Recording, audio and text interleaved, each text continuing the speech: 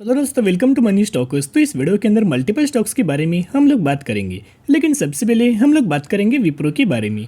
तो विप्रो का अगर आप कल के दिन परफॉर्मेंस अगर आप देखोगे तो ऑलमोस्ट हमें 0.58% की गिरावट हुआ। सिर्फ विप्रो के अंदर नहीं, पिछले ट्रेडिंग सेशन के अंदर जितने भी टेक्स रिगार्डिंग सेक्टर्स या फिर जो आईटी सेक्टर से कंपनीज बिलोंग करती है, हर एक कंपनी के अंदर गिरावट हुआ। इन्फोसिस के अंदर भी गिरावट हुआ, टीसीएस के अंदर भी गिरावट हुआ, और कल के दिन सबसे ज़्यादा जो हमें गिरावट हुआ है एचसीएल टेक के अंदर दोस्तों हमें गिरावट हुआ है ऑलमोस्ट 2% के आसपास।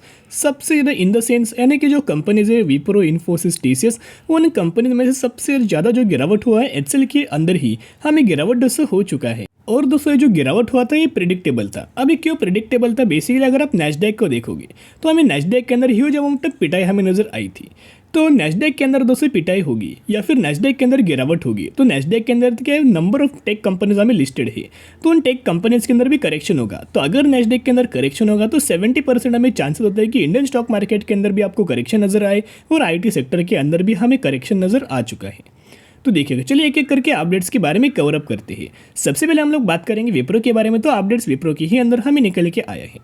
देखिएगा, Wipro announced allotment of 62,168 equity shares. तो ये जो शेयर दोस्तों जो मिलने वाला है वो क्या शेयर होल्डर्स को शेयर्स का बेनिफिट मिलने वाला है? बिल्कुल भी नहीं। ये जो बेनिफिट है इनके एम्प्लॉयज़ को हमें मिलने वाला है।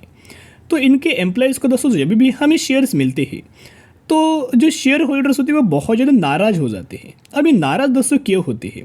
ओके, बेसिकली इसके पीछे का एक रीज़न है। इसका मतलब ये नहीं कि उनको मिल रहा है हमको नहीं मिल रहा, ऐसा दोस्तों बात नहीं है। लेकिन जब भी वो शेयर्स अलॉट होता है एम्प्लॉयज़ के लिए तो एम्प्लॉयज़ क्या करते हैं उस कंपनी के, अगर एक स्पेसिफिक एम्प्लॉयज़ को हमें 100 शेयर्स मिला तो एम्प्लॉयज़ के 100 शेयर्स लंबे समय के लिए होल्ड करता है? बिल्कुल भी नहीं। वो डायरेक्टली जो शेयर्स है वो सेल कर देता है। शेयर दोस्तों जब भी एम्प्लॉयज़ करेंगे विप्रो के तो विप्रो के स्टॉक्स के अंदर में स्लाइटली हमें करेक्शन आ जाता है। जब भी दोस्तों एक चीज़ आप ऑब्जर्व करना कि जब भी हमें करेक्शन आता है, जब भी शेयर्स विप्रो अलॉट करता है इनके एम्प्लॉयज़ के लिए, सडन दूसरे दिन हमें गिरावट हमें विप्रो के अंदर आती है। कोई ज़्यादा गिरावट नहीं, माइनर सी गिरावट होती है, लेकिन दोस्तों इसका इम्पैक्ट हमें नज़र आ जाता है। आप 100% चीज़ को आप ऑब्जर्व कर सकते हो। तो अभी आपको पता है कि इस क्वार्टर का Q4 का जो रिजल्ट्स होने वाले हैं आईटी सेक्टर के लिए बहुत ज़्यादा इंपॉर्टेंट होने वाला है, जिसकी वजह से अगर आप देखोगे एक हमें अपडेट्स आया है, TCS, Infosys, Wipro expect variable pay out slow down in hiring in Q4 financial year 2023। तो दोस्तों आपको बताइए करंटली जो बैंकिंग फाइनेंशियल सर्विसेज के चलते हमें इनका नंबर्स के अंदर स्लाइटली हमें फॉल आ सकता है, लेकिन जिसके चलते अगर आप देखोगे तो टेक कंपनीज का काम क्या कर रही है, किस तरह से मार्जिन्स को बढ़ा सकती है, इसके पीछे का इन्होंने मेंशन किया है। एक तो दोस्तों हायरिंग है, इन्होंने कंप्लीटली हमें स्टॉप कर चुका है। हायरिंग तो कंप्लीटली स्टॉप हो, जिसकी वजह से अगर आप देखोगे एम्प्लॉयज़ को ज़्यादातर हमें सैलरी दोस्तों पे करनी नहीं पड़ेगी। तो ये कंपनी का एक बेनिफिट हो जाएगा जो मार्जिन्स को इम्प्रूव करने के लिए। सेकेंड क्या होगा? पे आउट।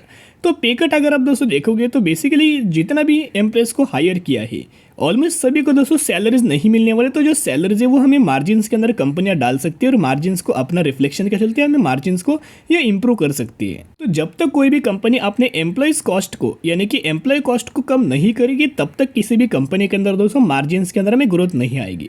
फॉर एग्जाम्पल विप्रो का अगर आप यहाँ एम्प्लॉय कॉस्ट देखोगे तो यही एम्प्लॉयज़ कॉस्ट पहले कितना होता था? ऑलमोस्ट 53% के आसपास दोस्तों में करंटली होते हुए नजर आ जाता, यानी कि पहले कितना था? 53% था। वही दोस्तों अगर आप एम्प्लॉय कॉस्ट देखोगे तो करंटली 59% के आसपास निकल के आ रहा है। 53% का एम्प्लॉय कॉस्ट करंटली 59% पर है। तो इसी का मतलब दोस्तों हुआ है, इसी की वजह से हमें मार्जिन्स के अंदर हमें विप्रो के अंदर हमें फॉल आया है, और मैक्सिमम टेक कंपनीज के अंदर यही रिगार्डिंग हमें फॉल नजर आया है। ह्यूज अमाउंट ऑफ हायरिंग किया, ह्यूज अमाउंट ऑफ लोगों को पेमेंट दे रहे हैं, ह्यूज अमाउंट ऑफ लोगों को हायर किया है, इसी की वजह से इनके बिजनेस के अंदर हमें प्रॉब्लम्स हुआ है मार्जिन्स को लेके। तो करंटली कंपनी क्या कर रही है? एम्प्लॉय कॉस्ट को रिड्यूस कर रही है। अगर एम्प्लॉयज़ कॉस्ट रिड्यूस हुआ तो इनका इनकम के अंदर ग्रोथ होगा, इनके नेट प्रॉफिट्स के अंदर ग्रोथ होगा, और इनके मार्जिन्स के अंदर भी हमें ग्रोथ नजर आ जाएगा।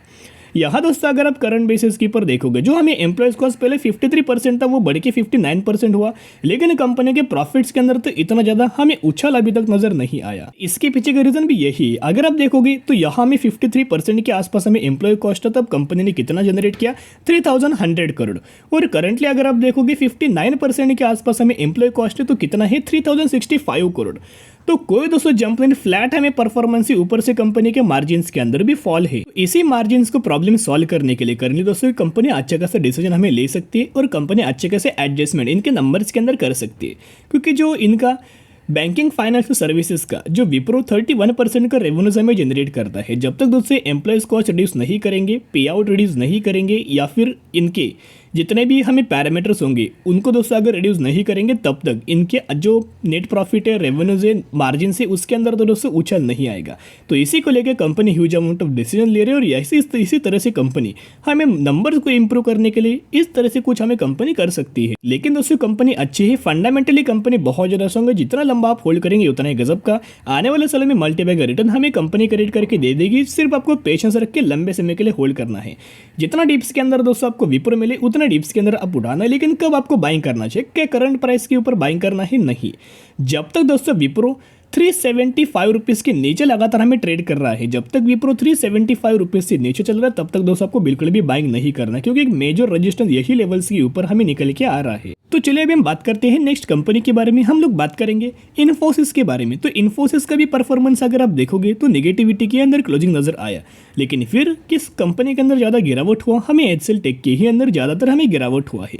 लेकिन इन्फोसिस का प्लस पॉइंट क्या है कि कंपनी जो 1400 रुपये के नीचे लगातार हमें जो ट्रेड कर रहे थे, वो कंपनी ने 1400 रुपये के ऊपर लगातार करंटली हमें इन्फोसिस ट्रेड कर रही है। तो आपको पता होगा हर एक कंपनी का हमें Q4 का रिजल्ट आने वाला है, लेकिन मार्केट की एक्सपेक्टेशन सबसे ज़्यादा किस कंपनी के ऊपर है, क्या टीसीएस के ऊपर? क्योंकि टीसीएस क्या है, एक मार्केट लीडर कंपनी है, बिल्कुल भी नहीं। मार्केट के ज़्यादातर जो एक्सपेक्टेशंस होता है इन्फोसिस के ही ऊपर दोस्तों होता है, क्योंकि ऐसा कमेंट्री हमें आया था कि इन्फोसिस का है रेवेन्यूज और नेट प्रॉफिट टीसीएस से ज़्यादा ही हमें जनरेट हो जाएगा, और अच्छे खासे इन्फोसिस टीसीएस को बीट करके आगे आने वाले सालों में ह्यूज अमाउंट ऑफ नंबर्स के अंदर इंप्रूव कर सकती है। तो इसके ऊपर सबसे ज़्यादा फोकस होने वाला है, इन्फोसिस के ही ऊपर फोकस होने वाला है। तो इन्फोसिस का रिजल्ट्स का भी 13 अप्रैल हमें इन्फोसिस का Q4 का रिजल्ट्स आने वाला है। तो ज़रूर दोस्तों चैनल को सब्सक्राइब करके रख सकता, ताकि जब भी मुझे इन्फोसिस का Q4 का रिजल्ट निकल के आएगा मैं 100% आपके साथ शेयर कर दूंगा। लेकिन इनके फाइनेंशियल ईयर 2024 के लेके इनका एक आउटलुक निकल के आया है। अभी दोस्तों बेसिकली आउटलुक क्या है, तो जैसे कि मैंने आपके साथ शेयर किया कि जो विप्रो कितना 31% के आसपास विप्रो का क्या है, बैंकिंग फाइनेंशियल सर्विसेज का अंदर से ही कंपनी रेवेन्यूज अपना जनरेट करती है। लेकिन इन्फोसिस कितना करती है, अगर आप इन्फोसिस का भी अगर आप देखोगे तो 26% के आसपास कंपनी दोस्तों बैंकिंग फाइनेंशियल सर्विसेज से अपना रेवेन्यूज हमें जनरेट करती है, जो कि यूरोप से बेसिकली। लेकिन जिस तरह से हमें बैंक्स के अंदर लगातार आपको क्राइसिस नजर आया, गिरावट नजर आई, ह्यूज अमाउंट ऑफ प्रॉब्लम्स हमें नजर आई, इसी के चलते कितना हमें मार्जिन के अंदर, रेवेन्यूज के अंदर कितना दोस्तों इन्फोसिस के अंदर स्टूड हो सकता है, गिरावट हो सकती है, सिर्फ 5% के ही आसपास इनका इम्पैक्ट आ सकता है। तो अगर आप एज कंपेयर करें तो कोई ज़्यादातर दोस्तों हमें इम्पैक्ट नहीं आने वाला। तो ये कंपनी ने करंट बेसिस के ऊपर हमें डिक्लेयर किया है, और ये एनालिस्ट की तरफ से ही हमें करंट बेसिस के ऊपर डिक्लेयर हो चुके हैं। अगर गिरावट भी हुआ तो 26 में से 5% के ही आसपास इम्पैक्ट आ सकता है। तो डरने की दोस्तों कोई बात नहीं है। अगर आप निवेश करना चाहते हैं इन्फोसिस के लिए, तो करंटली बहुत बड़ा एक अपॉर्चुनिटीज निकल के आई है, बहुत बड़ा मौका है, बार बार आपको ये मौका नहीं मिलता। तो चलिए सेकेंड अपडेट्स के बारे में बात करते हैं।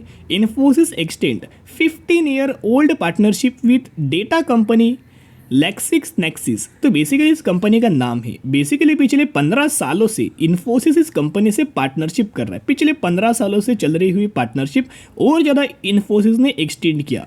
अभी दोस्तों आप समझ सकते हो इसका मतलब होता क्या है। अगर कोई भी कंपनी पार्टनरशिप यहाँ इंक्रीज करती है, या फिर कंपनी पार्टनरशिप करती क्यों है, एक कंपनी को दूसरी कंपनी से बेनिफिट होता है, दूसरी कंपनी को भी पहले कंपनी से बेनिफिट होता है। बिना बेनिफिट करे कोई भी कंपनी पार्टनरशिप नहीं करती।